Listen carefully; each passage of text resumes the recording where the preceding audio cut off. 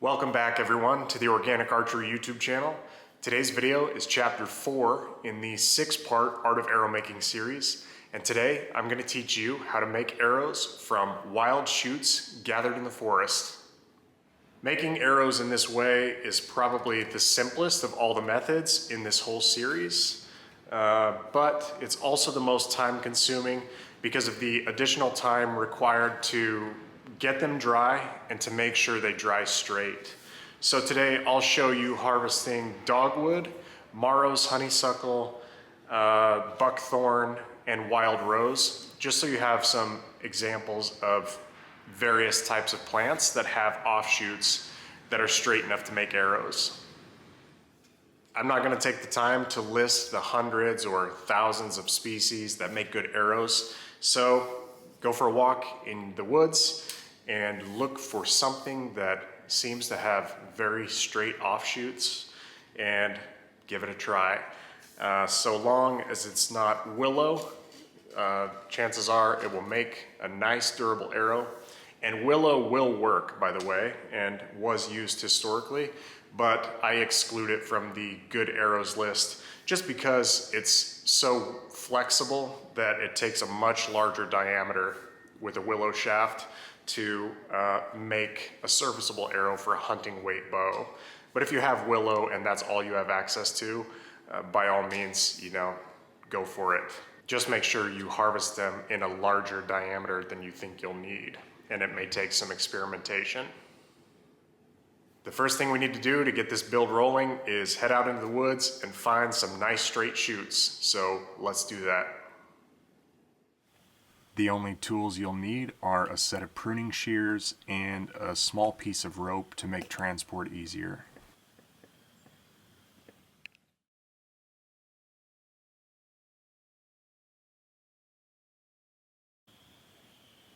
Here we are at my favorite patch of gray dogwood on the Missouri River. You can see just how straight dogwood grows when it's in a river bottom, protected from the wind.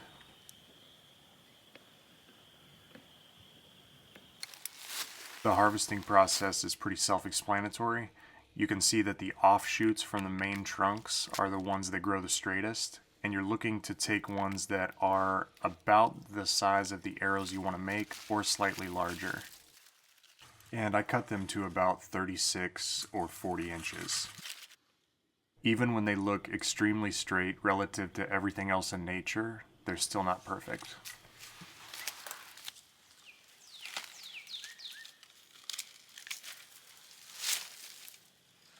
I will cover this in detail shortly, but make sure to harvest twice as many as you think you'll need.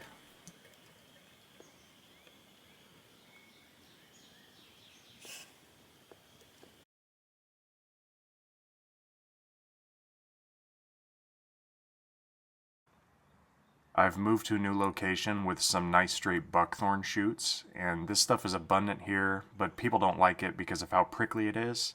But in the springtime, it gets flowers that smell amazing, and the pollinators love it. The offshoots that are gray are dead and usually pretty brittle, so you want the ones with more of an orange color, and you're definitely going to get some boo-boos harvesting buckthorn.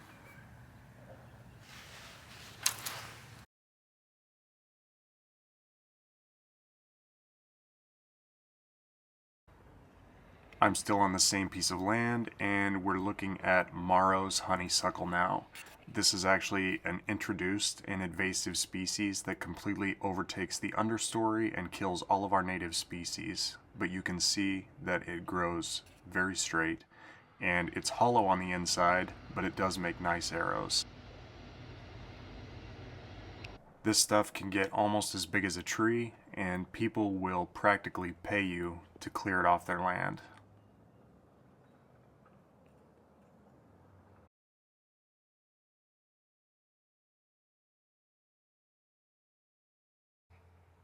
Same piece of land again, right next to the buckthorn and honeysuckle, I found a nice stand of wild rose. Wild rose is great at making you regret you ever discovered it makes excellent arrows, because you are gonna bleed for these.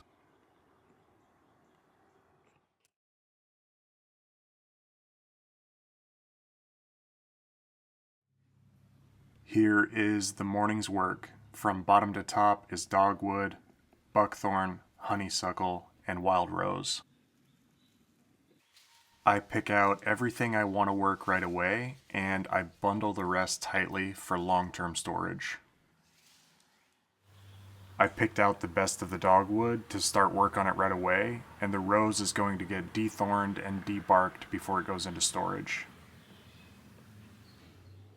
Here are a couple of pro tips for gathering wild shoots. Number one, harvest twice as many as you think you'll need. Everything looks relatively straight in nature, but when you get back to the world of squares and straight lines, you're gonna be looking at those shoots wondering how you ever could have thought they were straight while you were out there. So you'll probably cull 30% right out the gate because they won't be straight enough. And then while you're sorting and sizing the remainder of them, you'll probably lose about another 20% to unforeseen damages or difficulty straightening. The second thing is in regards to sizing the shoots while you're out there. Obviously, if you pick ones that are too weak and flimsy, they're gonna get culled right away, and that's just a waste of your resources. Those shoots would be better left to mature for another year or two so they make better arrows. You can also get them oversized. If you pick ones that are too large in diameter, you can always reduce them when you get back home, and that makes a nice arrow because you'll end up with a perfectly parallel shaft. And of course, the third option is to, if you're lucky, find some that are already really close to finished diameter right out the gate. And that's pretty rare, but if you spend enough time out there looking for arrows, eventually you're gonna get match sets. This is a set of 4 Maro's honeysuckle that are about as close to perfect as I could ever hope from nature. And they are about 11/32 at the point with a beautiful even taper to 5/16 nocks. And tapered arrow shafts are gonna fly really well. So here are the cliff notes. Take twice as many as you think you'll need. Only take the straightest shoots you can possibly find because they're not gonna look nearly as straight as you thought they were when you get home. And only take either slightly oversized shoots with the expectation that you will reduce them, or shoots that are very close to the finished arrow diameter. Leave the flimsy ones behind so they can mature for another year or two.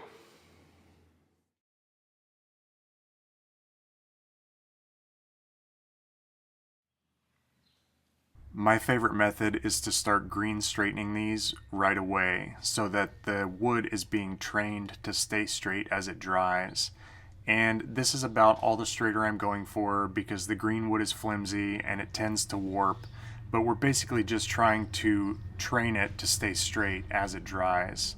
I feel like this gives a much better finished product that requires almost no heat straightening in the end.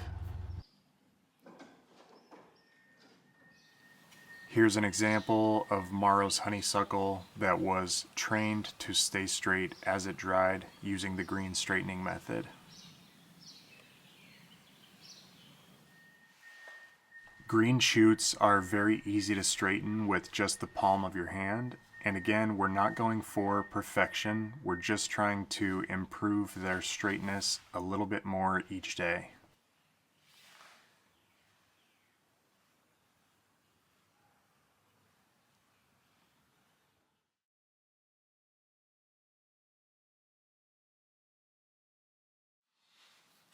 After green straightening with the bark on for 1 week, we need to take the bark off to speed the drying process and to size the arrows.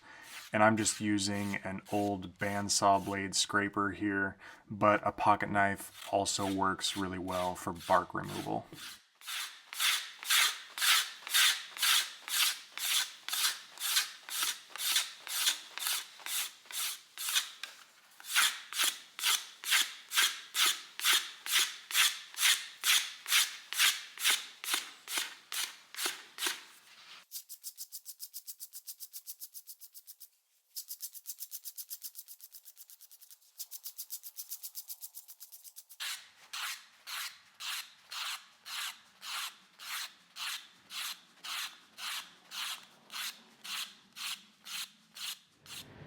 Next, we need to size the arrows because the bottom will be much larger due to the natural taper in the shoots. So I'm using my trusty drill bit sizing guide here and a small thumb plane set to take off very fine shavings. And I'm just going to continue to reduce these until they're about 2 sizes larger than I hope for them to finish, because these will shrink as they dry. So for this example, I want these dogwood shafts to finish around 21/64, which is just a little bit less than 11/32. So I'm going to size them to 23/64 so they have room to shrink. I just continue to remove material from the thick end until the entire arrow fits through the desired sizing guide.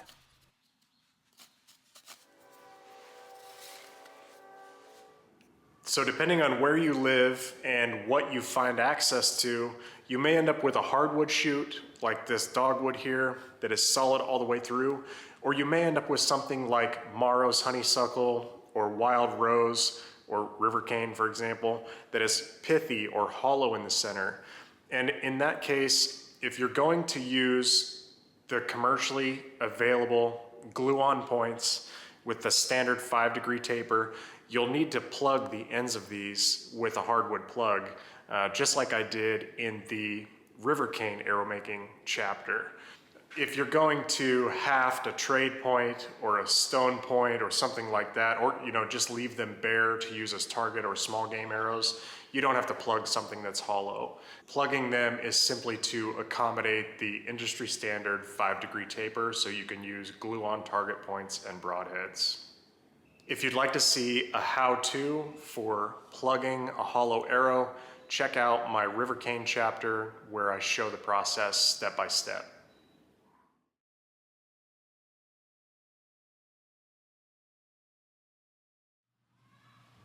Now comes the part of the process that makes wild shoot arrows so much more time consuming than the other methods, and that is green straightening them every day with the bark off for 10 to 14 days. The arrow wrench is optional, but I think it makes a nicer finished product because I can get all of the little bends out. Every day after straightening, I bundle them tightly and put them in a place with good airflow.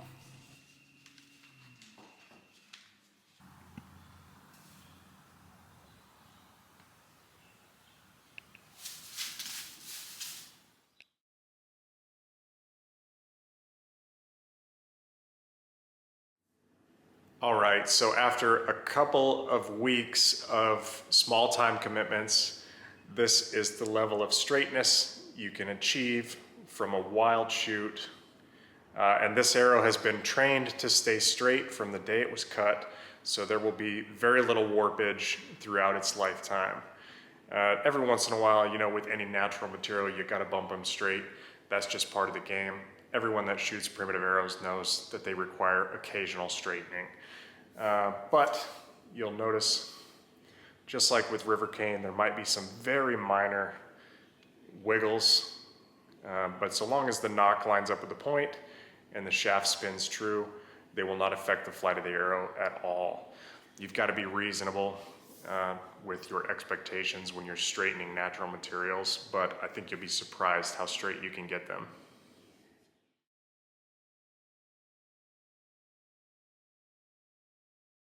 So I've got 4 Morrow's honeysuckle arrows here that I've been straightening over the last couple of weeks. They're nearly identical in size with a nice taper, and they are ready to receive points, fletchings, and nocks. So I'm gonna go ahead and carve these nocks. I'll show you guys the short version. If you wanna see a detailed nock carving tutorial with a full tools breakdown, check out chapter 1 of the series with the dowels, where I cover all of that in detail.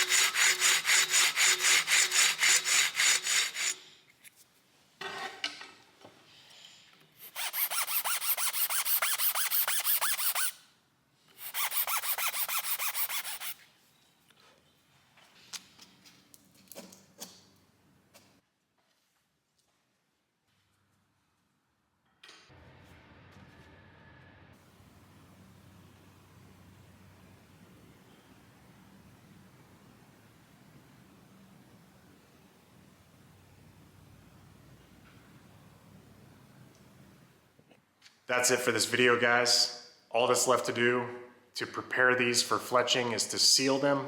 So like I did in the other videos, I'm gonna seal these with 1 coat of teak oil per day for 3 days.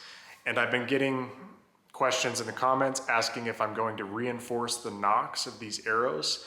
Yes, reinforcing self-nocks is critical for arrow safety and longevity, no matter which material you use. So I will be reinforcing the nocks of all the arrows made throughout this series at the same time they all receive fletching.